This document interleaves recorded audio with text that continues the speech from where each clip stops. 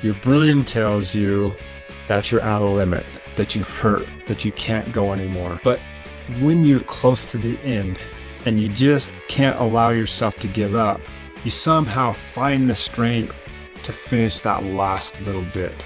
Well, that last little bit resets your limit. Lube your chain and pump up those tires. It's time for Aging on Dirt, where we defy expectations one pedal stroke at a time. We age, but we don't have to get old, and we all want to experience the joy of mountain biking as long as possible. Are you starting to ride at an unreasonable age, getting back into it after a long layoff, or just wanting to extend how long you'll be riding? Then you're in the right place. And now, your host, Joel Zeeve.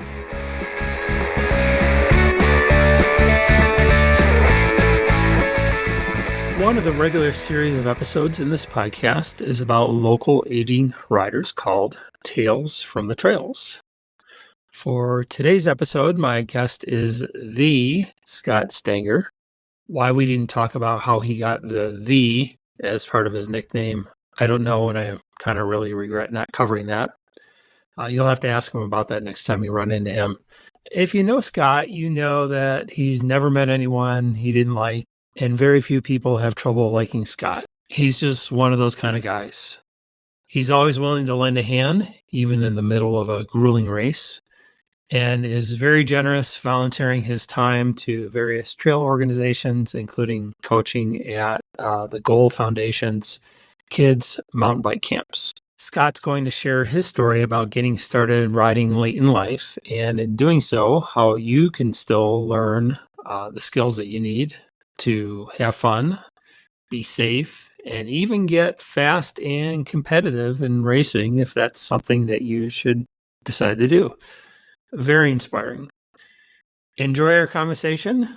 Here's the Scott Stanger.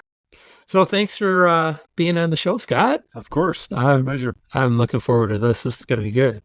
So to start off, why don't you just share real quick, how old are you, when you started riding, where you live, and what your favorite mountain bike trail is that's near you?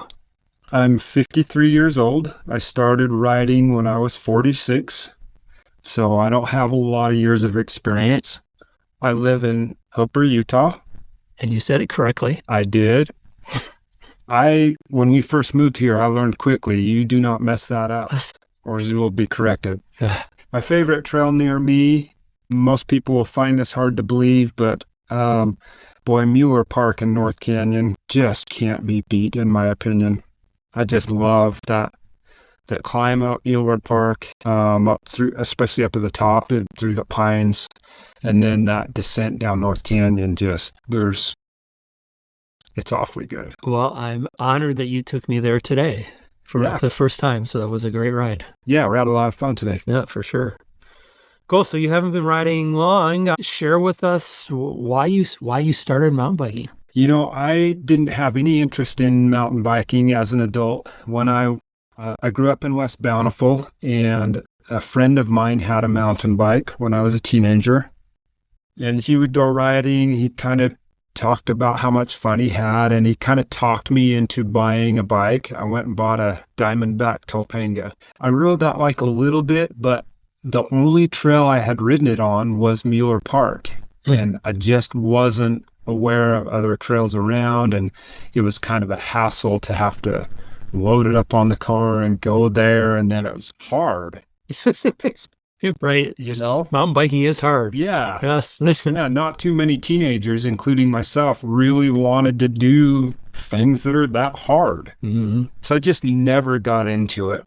So I rode that bike literally 2 or 3 times when I was a teenager. And so I don't consider that to be when I started mountain bike. And so for quite a few years, I had no interest. I'd never even thought about it. I was not athletic in school. So fast forward a bunch of years, I'm sitting in my cubicle at work, and a coworker is going from cubicle to cubicle asking other employees if they would be interested in riding bikes with him.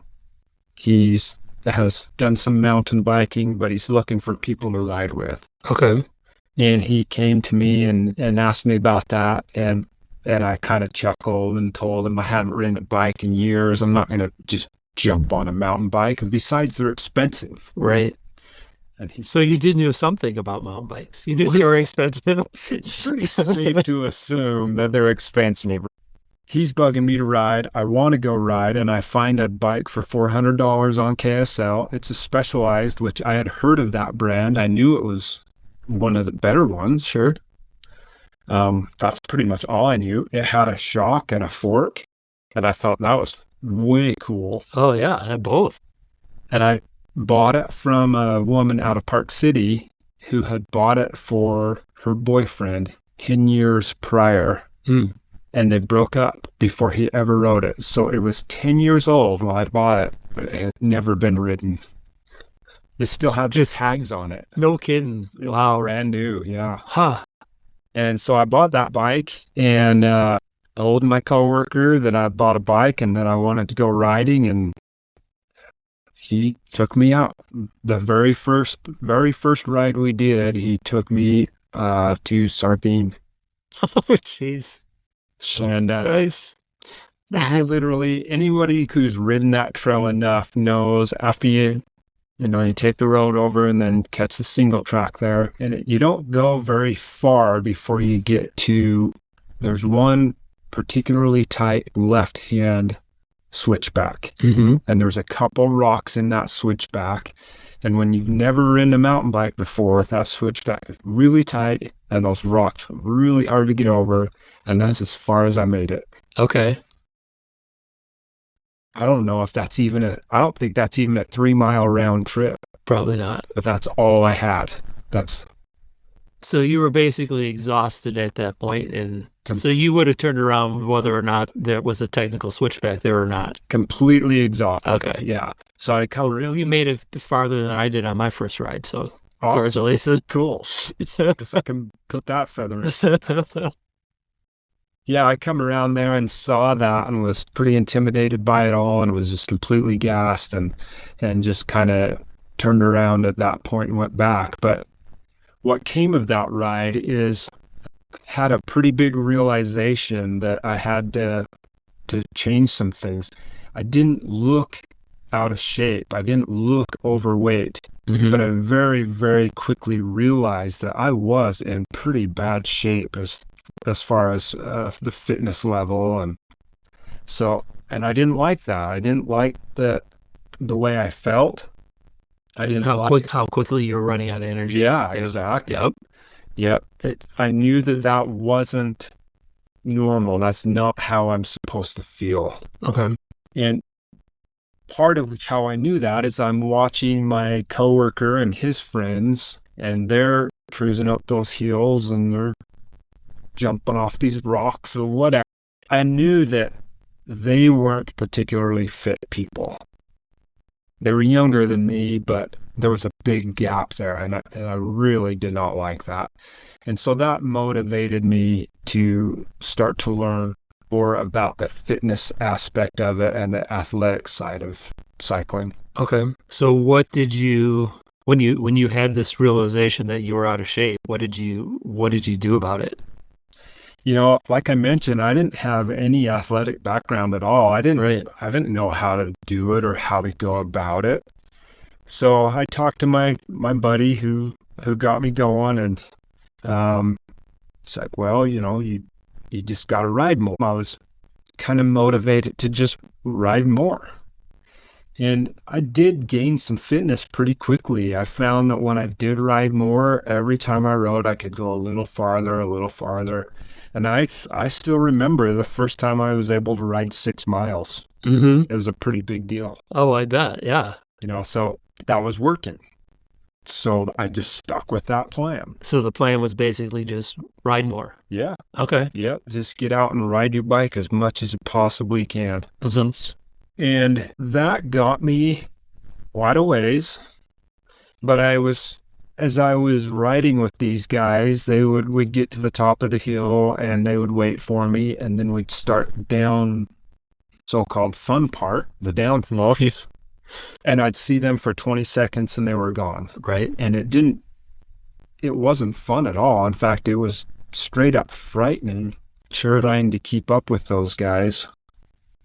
And well, it can be frightening even not keeping up, and if you're not, if you don't have the skills to get down something. Right. Yeah. Yeah. And, I'm worried they're so far ahead of me. If I fall and I'm hurt, how long am I going to lay here? Right. Until they decide to turn around and come look for you. Right. Yeah. How good friends are they? Are they 10-minute friends or 2-minute friends? So then I became more curious of what was going on there. My friend, his name is Kevin, was giving me the tips on how to ride, and I was kind of following his advice. But if I'm doing exactly what he's doing, why is he so much faster than me? Is it me? Is it my bike?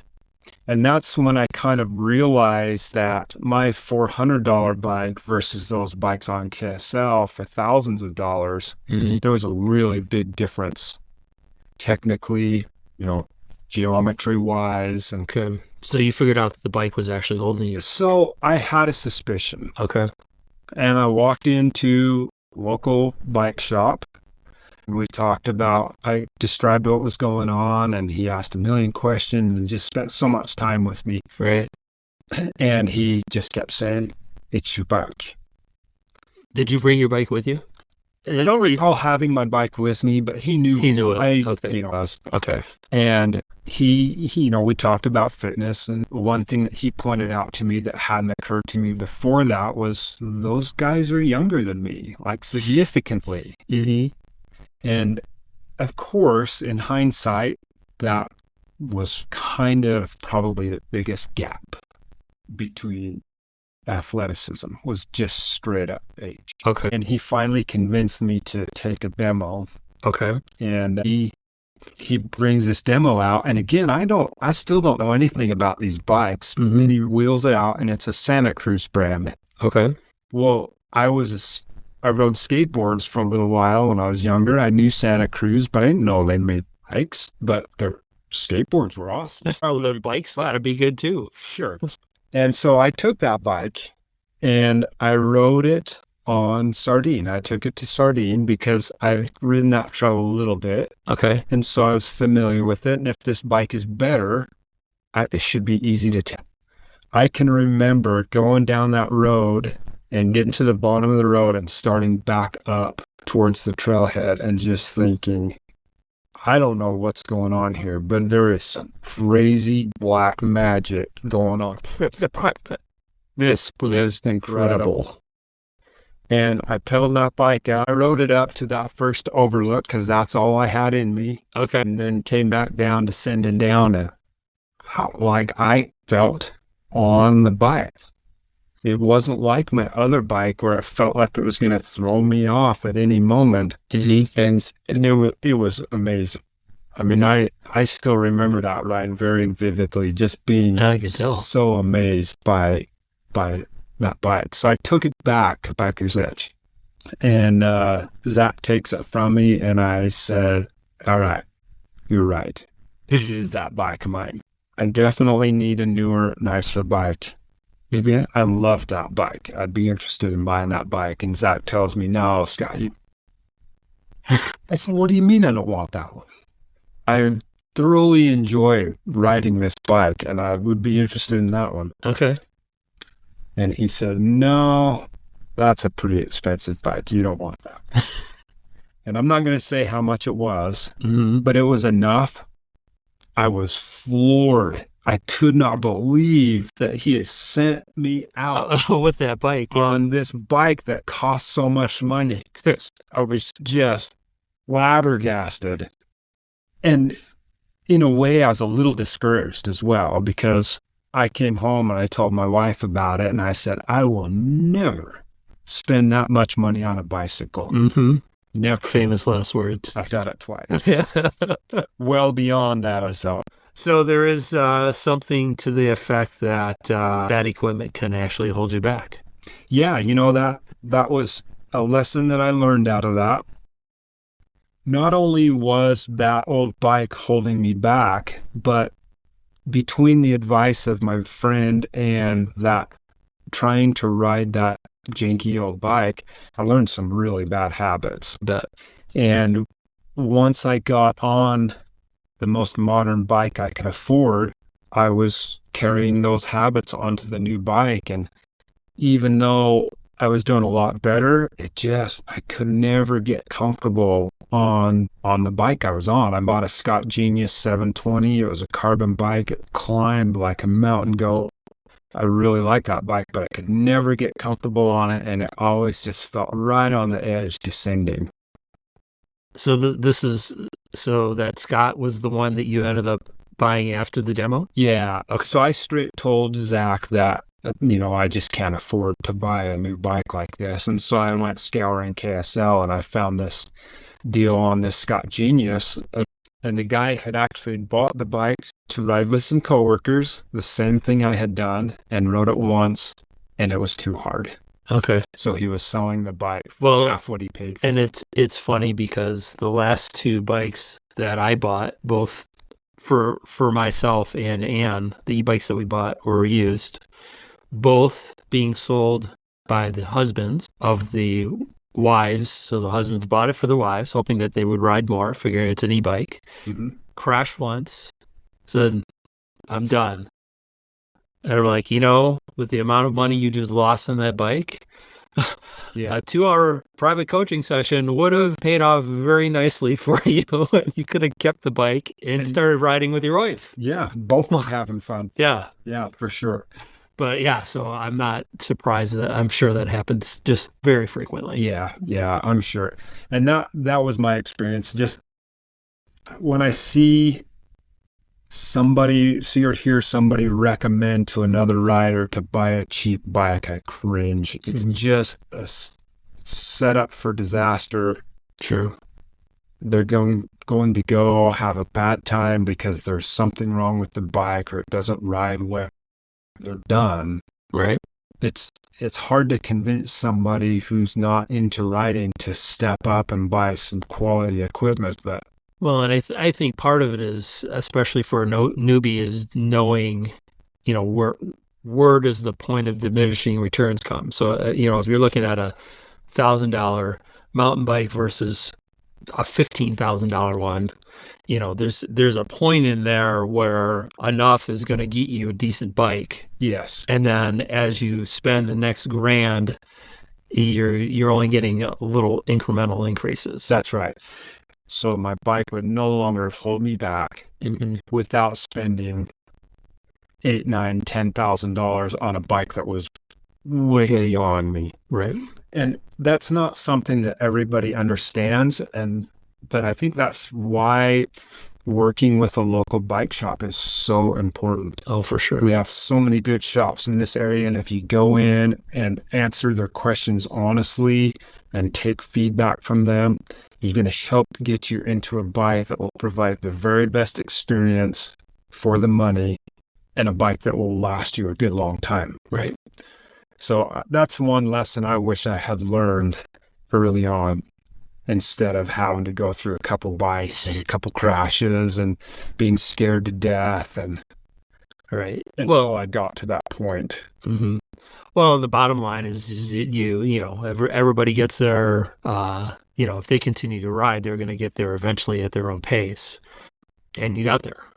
Yeah, I got there, and I got well beyond that. Actually, I feel like I've advanced to the point now where my skills and my fitness allow me to utilize some better equipment. Sure. Yeah, it makes a difference. Right. So, Scott, you mentioned earlier that that you didn't look out of shape, but once you started riding, that you realized that you were. What did you do? Can you think about what you did specifically to build the strength and the fitness? I started to do a little research. I started asking other people, what is it that you do to work on your fitness? And I started getting so many different answers, and it was so confusing. And every answer is unique to that person. Yeah, it really is. And I got so frustrated because so many people would answer the question the same way, and they'd say, well, you have to figure it out yourself. And I thought, that's such BS. these people have gone through the process and they've put in the work and they know exactly what they're doing. And they've got something, like they put in the work. Why would they just hand me the answer? They did all the work. You know what I mean? It feels like cheating. So I hated that answer. Mm-hmm. But it's the answer I got all the time. My friends I was riding with were having fun. Okay. And you still were not yet. I was suffering. Okay. And I need to get myself to a fitness level where I can ride with them and not feel sick at the end of the ride. Okay. So that was my main motivation. Okay.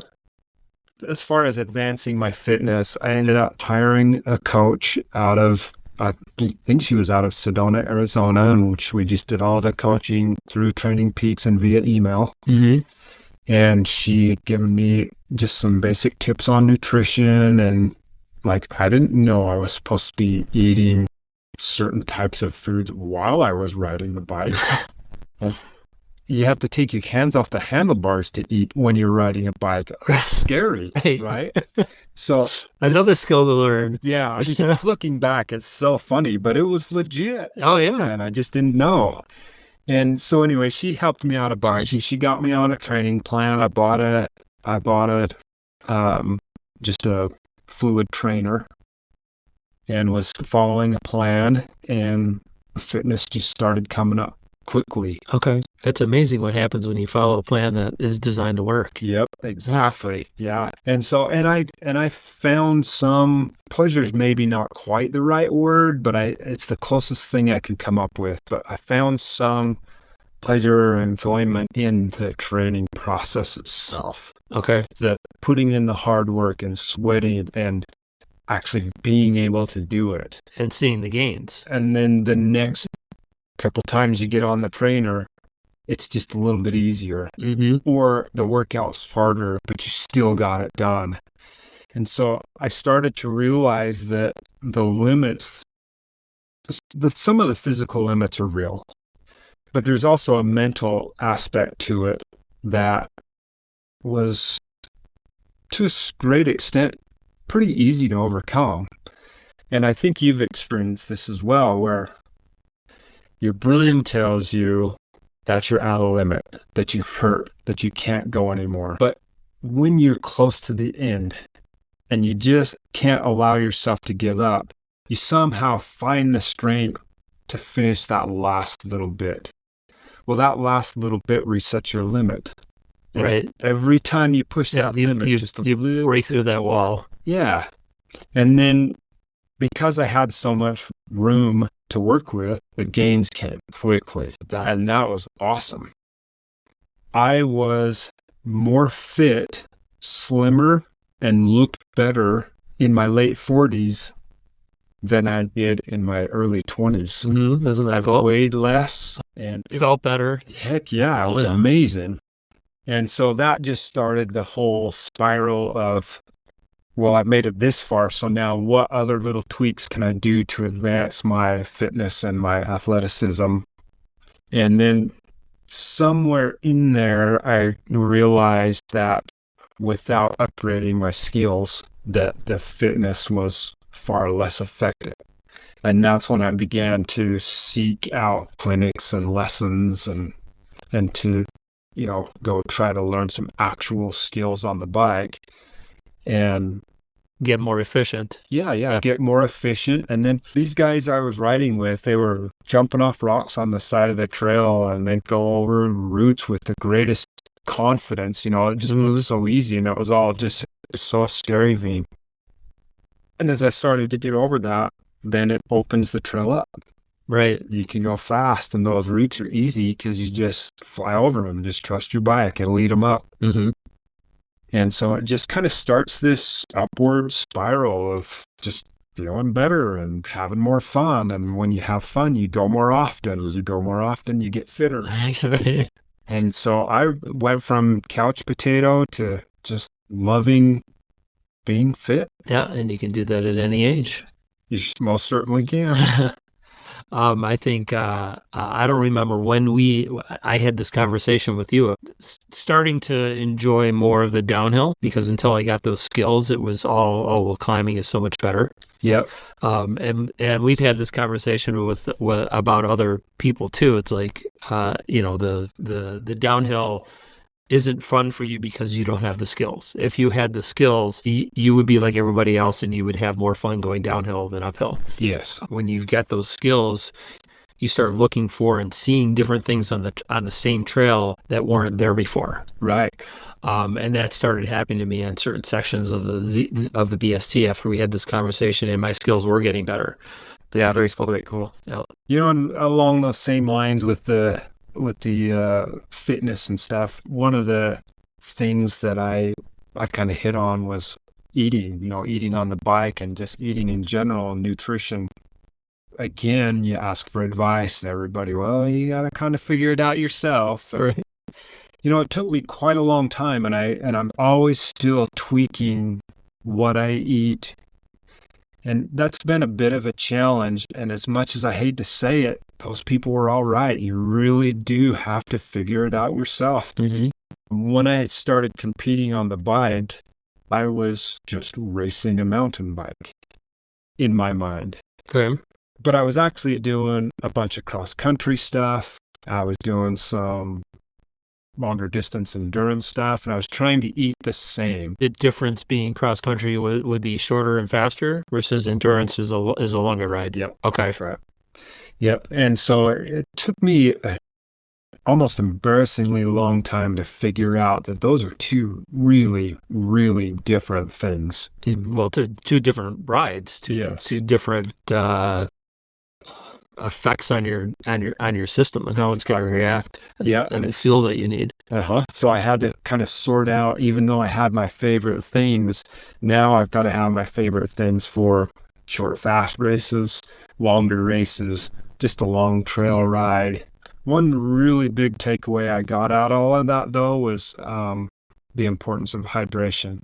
It seems like it's such a simple concept, but it's quite a bit more complicated and complex than I ever thought it was. Mm-hmm. Also, it's not just slam a Gatorade before you go. Yeah. At least not for me.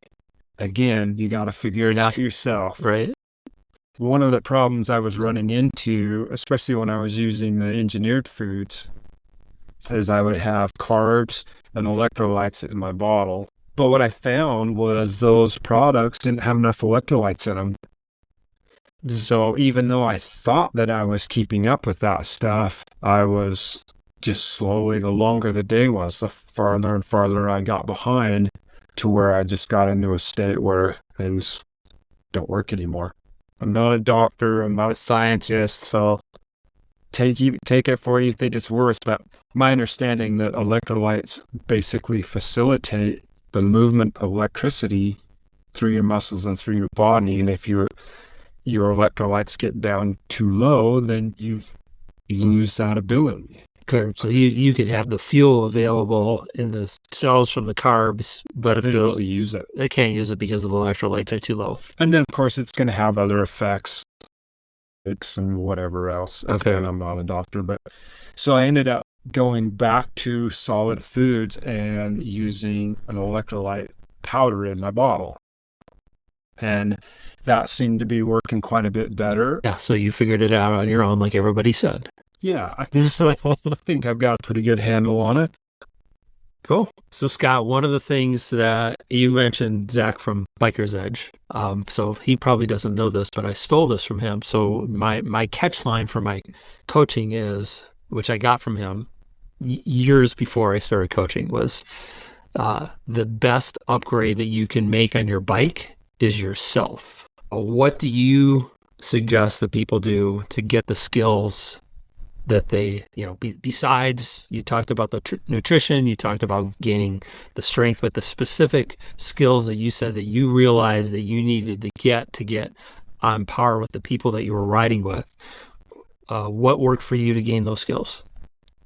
Well, it's an interesting question because, in my opinion, some people just kind of get it. For example, I talked about being able to rebuild an engine when I wasn't even a teenager yet. I just get it. And I think that's the same with mountain biking. Really, probably any endeavor in life. Some people get it, and some people it's much more difficult for them to understand. And so for the person who doesn't quite naturally understand all of this stuff, you're just not going to figure it out alone. Okay.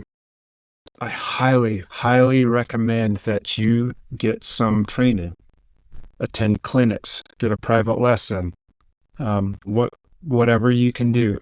One of the traps that people fall into, and of course there would be exceptions, but I have a buddy who rides all the time. He's going to show me how to do it. Boy, unless your buddy has some really phenomenal skills and the ability to teach that, I would steer clear. That's the key, because you can have the right skills and be really good at them, but if you can't communicate that to someone in a way that they understand it, a lot of times you're doing more harm than good. Right, yeah. When you're trying to help. Yeah, a perfect example is, dude, it's easy. Watch me do it.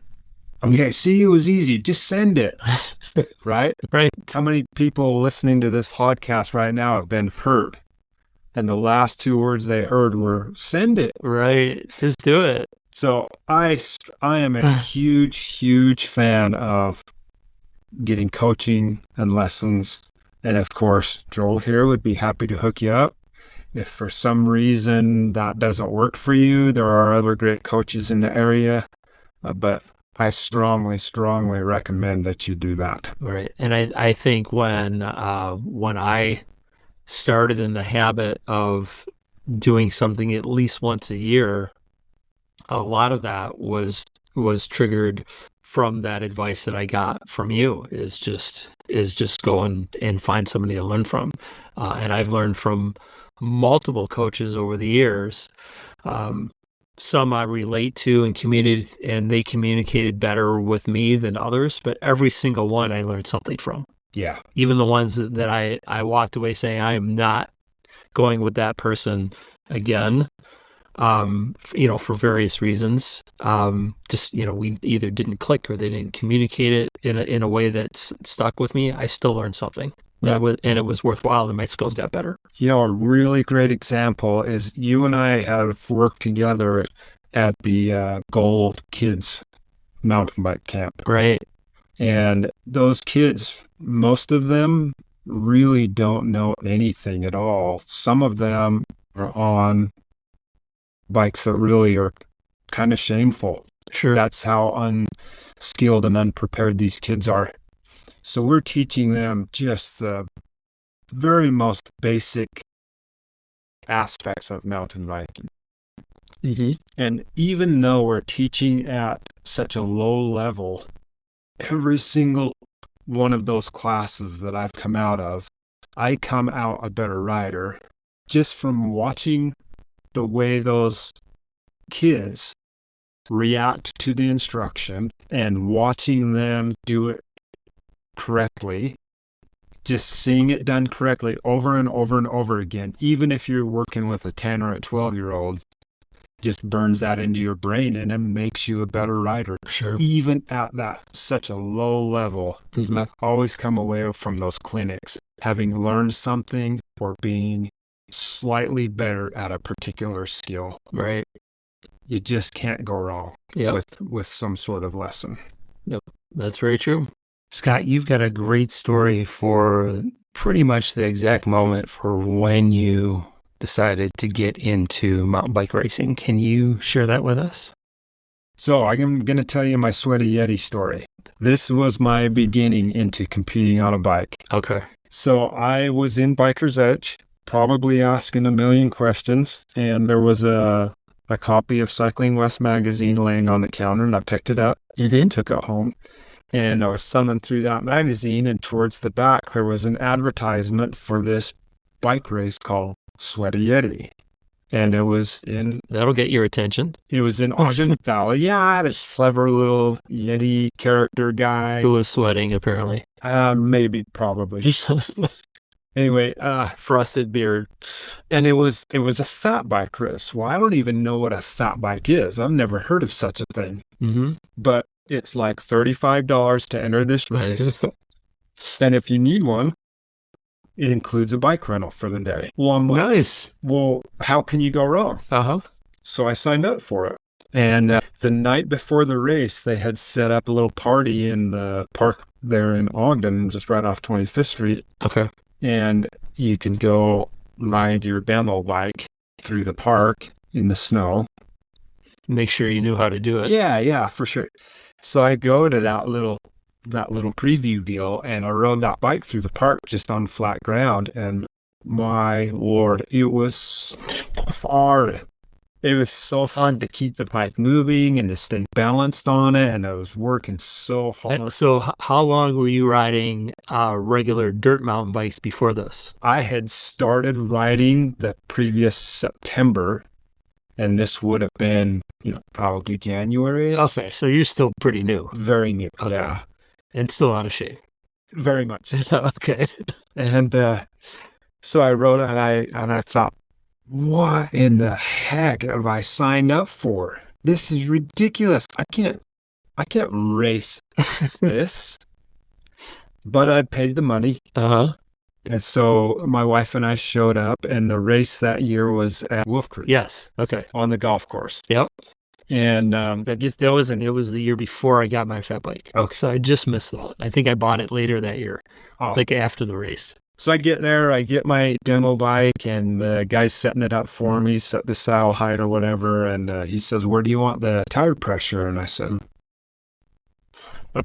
yeah, you tell me. Mm-hmm. And he says, well, 6 pounds will be good. Let's put you at 6 pounds. So he airs them up to 6 pounds, and off I go. And that sounded pretty low, didn't it? Ridiculous.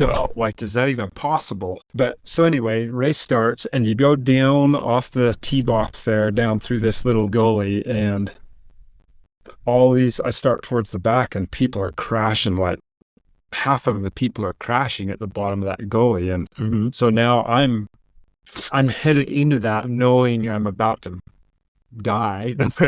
Well, snow soft compared to dirt. It's sure. So I get down there, sure enough, I crash. And there's a woman who crashed right next to me. And we get up about the same time and struggle up the hill and go around a couple of corners. And we go down the next hill. And this lady and I both crashed simultaneously again.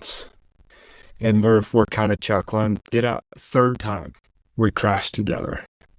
And she says, I don't know what the heck my problem is, but you've got too much air in your tires.